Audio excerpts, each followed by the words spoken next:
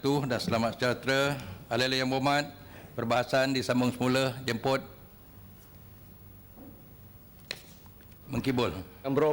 Yang berhormat Datuk Speaker, Mengkibul ingin merakamkan terima kasih kerana diberi peluang untuk membahaskan usul menjunjung kasih ke atas Kita Duli Yang Maha Mulia Sultan Johor sempena pembukaan rasmi Dewan Yang Mulia ini yang ke-12 pada 19 hari bulan Jun 2008. Terutama sekali, saya ingin mengutarakan isu kenaikan harga minyak. Rakyat Malaysia kini harus membayar petrol sebanyak RM2.70 seliter. Kenaikan 78 sen itu merupakan satu kenaikan yang begitu tinggi dan memberancakkan rakyat Malaysia. Kenaikan minyak ini sudah tentu akan membawa kesan buruk kepada ekonomi kita kerana kenaikan harga minyak maka akan membawa kenaikan harga di semua bidang. Umpamanya, lori pengangkutan yang mana pasti meningkatkan caj pengangkutan dan ini akan menyebabkan kenaikan harga pada semua barangan seperti barangan makanan, minuman, pakaian dan sebagainya. Yang berhormat Datuk Speaker, pendapatan per kapita Malaysia mengikut sumber ialah $5,000 setahun berbanding dengan pendapatan per kapita Singapura ialah $25,000. Maka jelaslah walaupun rakyat Singapura dikehendaki membayar RM5.20 seliter tetapi pendapatan mereka lebih tinggi, maka mereka mungkin tidak akan mengalami masalah kenaikan harga minyak. Di negara kita, kenaikan harga minyak sudah tentu akan memberi tekanan kepada rakyat yang berpendapatan rendah, terutama mereka yang mempunyai anak-anak yang ramai dari segi makanan, pakaian, yuran persekolahan dan sebagainya. Memang benar, orang yang berpendapatan tinggi tidak akan terasa kenaikan ini. Tetapi bagaimana pula golongan besar rakyat Malaysia yang terdiri daripada golongan berpendapatan rendah? Adalah dicadangkan di sini bahawa kerajaan harus memberi subsidi tetap kepada golongan yang berpendapatan rendah seperti subsidi yang kini diberikan kepada orang kurang upaya, OKU dan ibu tunggal dan sebagainya. Cara-cara terperinci hendaklah dikaji oleh pihak kerajaan. Sekarang rebate yang diberikan oleh kerajaan RM625 setahun adalah untuk mereka yang memakai kereta di bawah 2000 cc. Tetapi adakah ia adil dari segi implementasinya? Kerana kalau seorang kerani biasa yang memiliki kereta kancil yang bernilai RM10,000, dia akan mendapat rebate RM625 setahun. Berbanding dengan seorang ahli perniagaan yang mempunyai 5 buah kereta untuk ahli keluarga mereka di bawah 2000 cc, beliau juga dapat rebate RM625 setahun untuk setiap kereta, setiap buah kereta. Maka ahli perniagaan ini akan dapat sebanyak RM3,125 untuk keluarganya. Apakah ini adil di bawah sistem subsidi ini? Mengikut sumber surat khabar, Petronas telah mengumumkan bahawa mereka mendapat keuntungan tahunan lebih 800 bilion dan sebanyak lebih 500 bilion telah dijadikan hasil kerajaan. Jika ini benar, kenapa kerajaan tidak boleh memberi subsidi minyak untuk faedah serta kebaikan rakyat? Mengikut sumber, di negara-negara pengeluar minyak, harga minyak mereka adalah begitu rendah.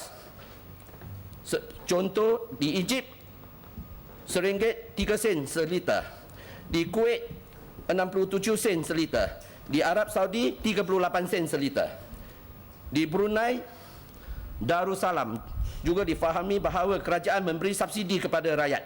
Jika tidak silap, harga minyak di Brunei ialah RM1.30. Kerajaan harus bertindak memberi subsidi kepada harga minyak kerana kita adalah negara pengeluar minyak. Kerajaan harus berjimat cermat supaya tidak melakukan pembaziran.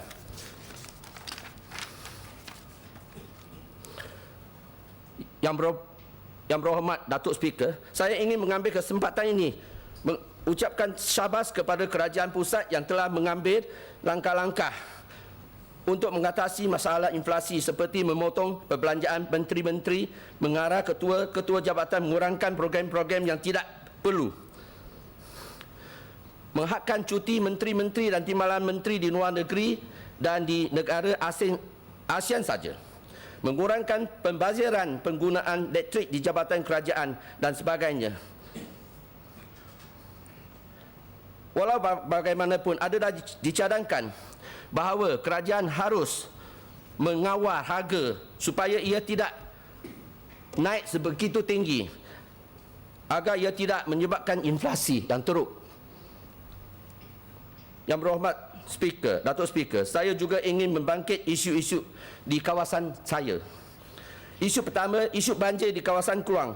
Kawasan-kawasan yang rendah seperti di Jalan Sawi, Jalan Yap Tausa, Taman Fajar, Taman Lian Sing, Taman Seri Payah, Taman Muhibah sering didanda banjir kilat apabila hujan lebat sejam atau dua saja.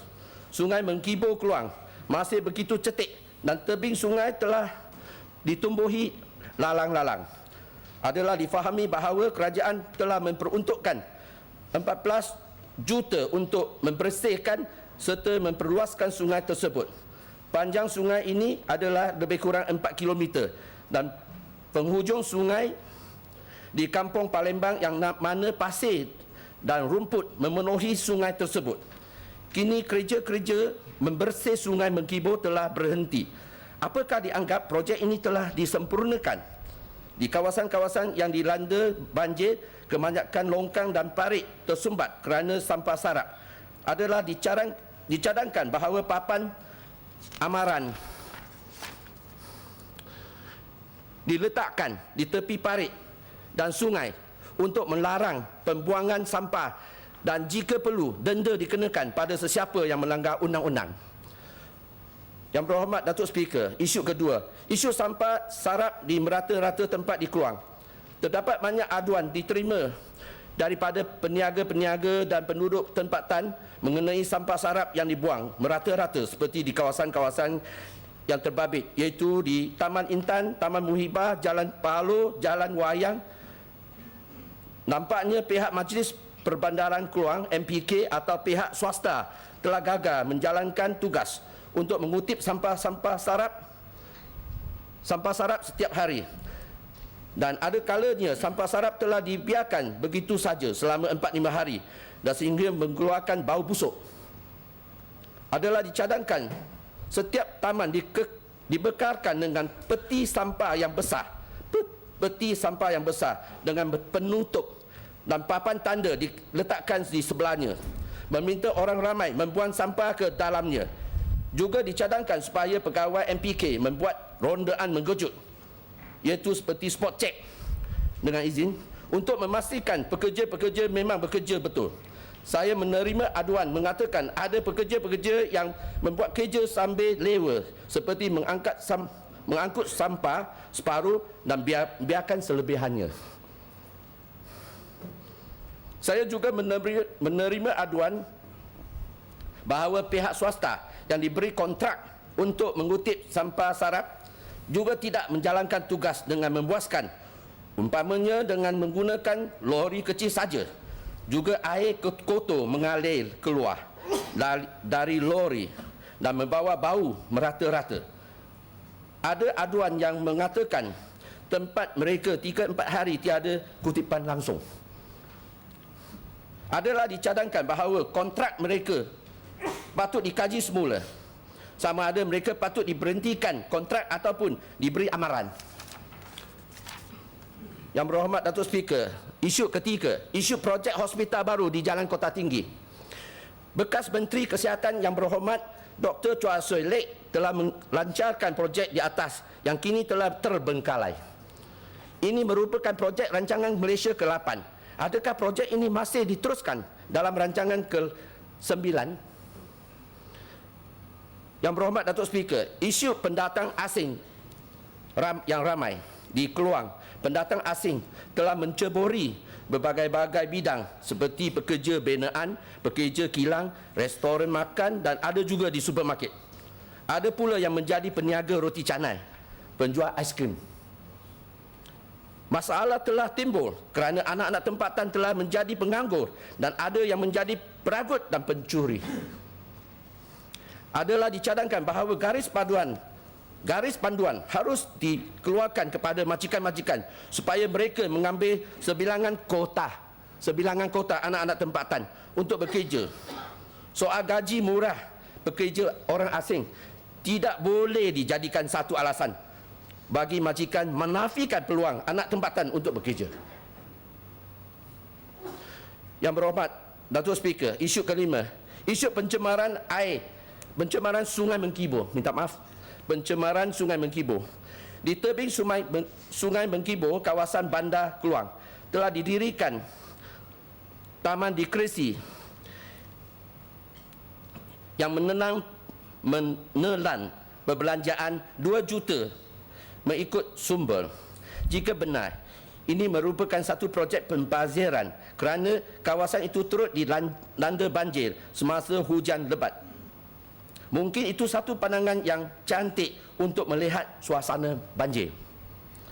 Agaknya, saya juga telah menerima aduan daripada penduduk tempatan bahawa pengusaha-pengusaha kilang telah melepaskan air kotor ke dalam sungai itu sehingga ia bertukar warna. Adalah dicadangkan bahawa pihak berkenaan hendaklah sentiasa memantau kawasan sungai yang berdekatan dengan kilang itu untuk mencegah perbuatan yang tidak bertanggungjawab itu. Yang berhormat Datuk Speaker, isu ke-6, isu jenayah. Saya telah menerima aduan daripada penduduk kawasan Taman Muhibah yang mengatakan sejak kebelakangan ini sering berlaku kes-kes jenayah seperti mencuri barang-barang dalam kereta, memecahkan cermin kereta, juga mencuri kasut-kasut di kaki lima, basikal dan sebagainya. Adalah dicadangkan supaya pihak polis meningkatkan rondaan di kawasan perumahan bukan saja di Taman Muhibah tetapi di kawasan-kawasan yang lain juga. Selain daripada itu, saya berharap pihak polis dapat mengambil tindakan terhadap remaja-remaja yang gemar berlumba motosikal, motor racing dengan izin pada larut malam kerana perbuatan mereka bukan saja membahayakan diri mereka, bahkan membahayakan pengguna lain. Ada satu ketika di Jalan Mesing, saya sendiri telah dikejar oleh remaja-remaja dari belakang kiri kanan memotong saya. Sungguh memerajatkan saya. Yang buat salah tak? Ya. Yang buat salah sebab tu dikejar? Tidak, mereka berlumba. Oh, belum. Mereka main-main saja. Bahaya, dekat balai polis sana. Depan balai polis, Jalan Mesing. Habis Yang Berhormat? Saya ada sedikit saja. Okey, masa cukup. Masa cukup? Okey. Saya cuma nak... Okey, tak apalah yang akhir.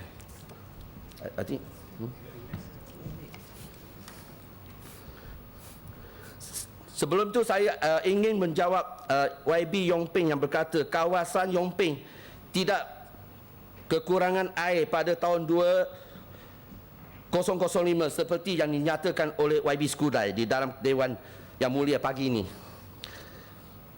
Mengkibor difahamkan oleh Skudai bahawa DAP Negeri Johor telah menghantar sampel air sungai Bekuk Yongping untuk kajian laboratori pada tahun 2005 serta mengenal pasti kandungan aluminium manganis besi terlalu tinggi dalam sampel air.